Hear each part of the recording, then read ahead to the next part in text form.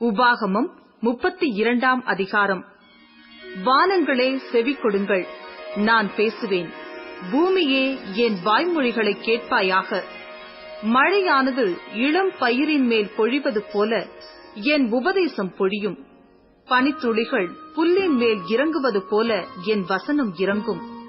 கர்த்தருடைய நாமத்தை பிரசித்தம் பண்ணுவேன். நம்முடைய தேவனுக்கு மகத்துவத்தை செலுத்துங்கள்.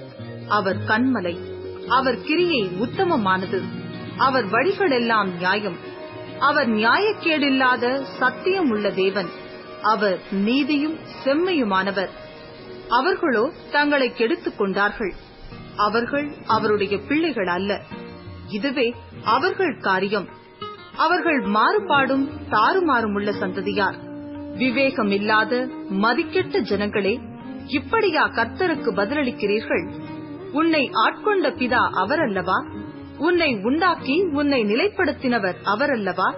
பூர்வ நாட்களை நினை, தலைமுறை தலைமுறையாய் சென்ற வருஷங்களை கவனித்துப் பார். உன் தகப்பனை கேள், அவன் உனக்கு அறிவிப்பான். உன் முப்பர்களை கேள், அவர்கள் உனக்கு சொல்லுவார்கள்.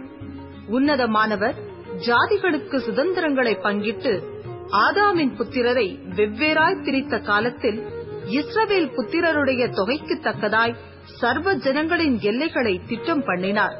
கர்த்தருடைய ஜனமே அவருடைய பங்கு, யாக்கோபு அவருடைய சுதந்திர வீதம். பாழான நிலத்திலும் ஊளையிடுதலுள்ள வெறுமையான அவாந்திர வெளியிலும் அவர் அவனை கண்டுபிடித்தார். அவனை நடத்தினார், அவனை உணர்த்தினார். அவனை தமது கண்மணியைப் போல காத்தருளினார். கழுகு தன் கூட்டை கலைத்து தன் குஞ்சுகளின் மேல் அசைவாடி தன் செட்டைகளை விரித்து அவைகளை எடுத்து அவைகளை தன் செட்டைகளின் மேல் சுமந்து கொண்டு போகிறது போல கர்த்தர் ஒருவரே அவனை வழி நடத்தினார். அந்நிய தேவன் அவரோடே இருந்ததில்லை. பூமியிலுள்ள உயர்ந்த ஸ்தானங்களின் மேல் அவனை ஏறி வர பண்ணினார். வயலில் விளையும் பலனை அவனுக்கு புசிக்க கொடுத்தார். கண்மலையிலுள்ள தேரையும் கற்பாறையிலிருந்து வடியும் எண்ணெயையும் அவன் உண்ணும்படி செய்தார்.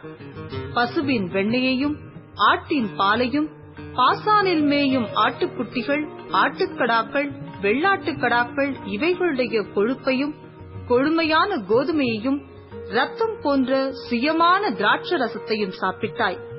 யெஷுரன் கொழுத்து போய் உதைத்தான். கொழுத்து ஸ்தூலித்து நிலம் துண்ணின போது தன்னை உண்டாக்கின தேவனை விட்டு தன் ரட்சிப்பின் கண்மலையை அசட்டை பண்ணினான். அந்நிய தேவர்களால் அவருக்கு எரிச்சலை மூட்டினார்கள்.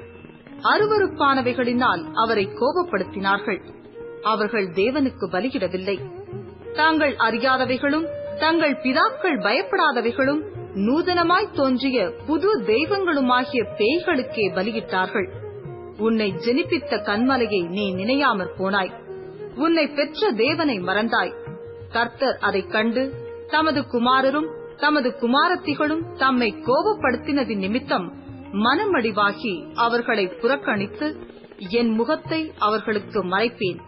அவர்களுடைய முடிவு எப்படி இருக்கும் என்று பார்ப்பேன். அவர்கள் மகா மாறுபாடுள்ள சந்ததி, உண்மையில்லாத பிள்ளைகள். தெய்வம் அல்லாதவைகளினால் எனக்கு எரிச்சலை மூட்டி தங்கள் மாயைகளினால் என்னை கோபப்படுத்தினார்கள்.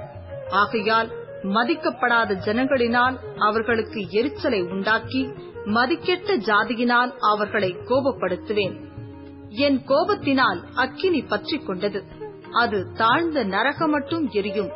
அது பூமியையும் அதன் பலனையும் அழித்து பர்வதங்களின் அஸ்திபாரங்களை வேக பண்ணும். தீங்குகளை அவர்கள் மேல் குவிப்பேன். என்னுடைய அம்புகளை எல்லாம் அவர்கள் மேல் பிரயோகிப்பேன். அவர்கள் பசியினால் வாடி எரிபந்தமான உஷ்டத்தினாலும் கொடிய வாதையினாலும் மாண்டு போவார்கள். துஷ்ட மிருகங்களின் பற்களையும் தரையில் ஊறும் பாம்புகளின் விஷத்தையும் அவர்களுக்குள் அனுப்புவேன். வெளியிலே பட்டயமும் உள்ளே பயங்கரமும் வாலிபனையும் கன்னியையும் குழந்தையையும் நரைத்த கிழவனையும் அழிக்கும். எங்கள் கை உயர்ந்ததென்றும் கர்த்தர் இதையெல்லாம் செய்யவில்லை என்றும் அவர்களுடைய பகைஞர் தப்பெண்ணம் கொண்டு சொல்லுவார்கள் என்று நான் சத்துருவின் குரோதத்திற்கு அஞ்சாதிருந்தேனானால் நான் அவர்களை மூலைக்கு மூலை சிதற அடித்து மனிதருக்குள் அவர்களுடைய பெயர் அற்றுப்போக பண்ணுவேன் என்று சொல்லியிருப்பேன். அவர்கள் யோசனை கெட்ட ஜாதி, அவர்களுக்கு உணர்வு இல்லை. அவர்கள் ஞானமடைந்து இதை உணர்ந்து தங்கள் முடிவை சிந்தித்துக் கொண்டால் நலமாயிருக்கும் என்றார். அவர்களுடைய கன்மலை அவர்களை விற்காமலும் கர்த்தர் அவர்களை ஒப்புக்கொடாமலும் இருந்தாரானால், ஒருவன் 1000 பேரை துரத்தி 2 பேர் 10,000 பேரை ஓட்டுவதெப்படி? தங்கள் கன்மலை நம்முடைய கன்மலையைப் போல் அல்ல என்று நம்முடைய சத்துருக்களே தீர்மானிக்கிறார்கள்.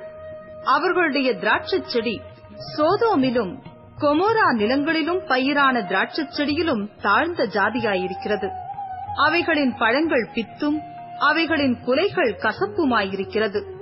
அவர்களுடைய திராட்சரசம் வலு சர்ப்பங்களின் விஷமும் விரியன் பாம்புகளின் கொடிய விஷமுமானது. இது என்னிடத்தில் வைக்கப்பட்டு என் பொக்கிஷங்களில் இது முத்திரை போடப்பட்டிருக்கிறதில்லையோ? பழிவாங்குவதும் பதிலளிப்பதும் எனக்கு உரியது. ஏற்ற காலத்தில் அவர்களுடைய கால் தள்ளாடும். அவர்களுடைய ஆபத்து நாள் சமீபமாயிருக்கிறது. அவர்களுக்கு நேரிடும் காரியங்கள் தீவிரித்து வரும். கர்த்தர் தம்முடைய ஜனங்களை நியாயம் தீர்த்து அவர்கள் பெலன் போயிற்றென்றும் அடைக்கப்பட்டவர்களாவது விடுதலை பெற்றவர்களாவது ஒருவரும் இல்லை என்றும் காணும்போது தம்முடைய ஊழியக்காரர் மேல் பரிதாபப்படுவார். அப்பொழுது அவர்கள் பலியிட்ட பலிகளின் கொழுப்பை தின்று வான பலிகளின் திராட்சரசத்தை குடித்த அவர்களுடைய தெய்வங்களும் அவர்கள் நம்பின கன்மலையும் எங்கே? அவைகள் எழுந்து உங்களுக்கு சகாயம் பண்ணி உங்களுக்கு மறைவிடமாயிருக்கட்டும். நானே அவர், என்னோடே வேறே தேவன் இல்லை என்பதை இப்பொழுது பாருங்கள். நான் கொல்லுகிறேன், நான் உயிர்ப்பிக்கிறேன், நான் காயப்படுத்துகிறேன், நான் சொஸ்தப்படுத்துகிறேன். என் கைக்கு தப்புவிப்பார் இல்லை.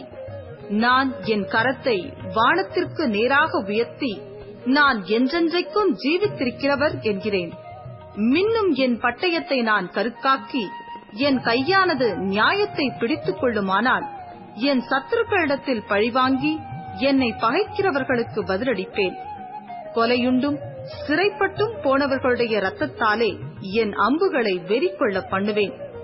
என் பட்டயம் தலைவர் முதற்கொண்டு சகல சத்துருக்களின் மாம்சத்தையும் பட்சிக்கும். ஜாதிகளே, அவருடைய ஜனங்களோட கூட களி கூறுங்கள். அவர் தமது ஊழியக்காரரின் இரத்தத்திற்கு பழிவாங்கி தம்முடைய சத்துருக்களுக்கு பதிலளித்து தமது தேசத்தின் மேலும் தமது ஜனங்களின் மேலும் கிருபை உள்ளவராவார். மோசேயும் நூனின் குமாரனாகிய யோசுவாவும் வந்து இந்த பாட்டின் வார்த்தைகளை எல்லாம் ஜனங்கள் கேட்கத்தக்கதாக சொன்னார்கள்.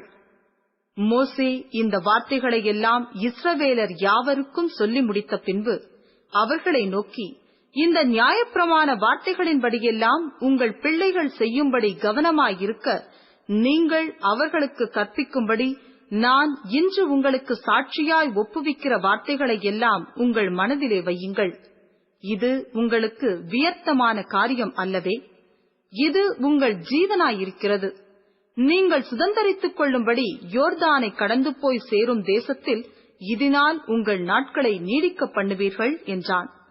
அந்த நாளிலேதானே கர்த்தர் மோசேயை நோக்கி, நீ எரிகோவுக்கு எதிரான மோவாப் தேசத்திலுள்ள இந்த அபாரீம் என்னும் மலைகளில் இருக்கிற நேபோ பர்வதத்தில் ஏறி நான் இஸ்ரவேல் சந்ததியாருக்கு காணியாட்சியாக கொடுக்கும் கானான் தேசத்தை பார்.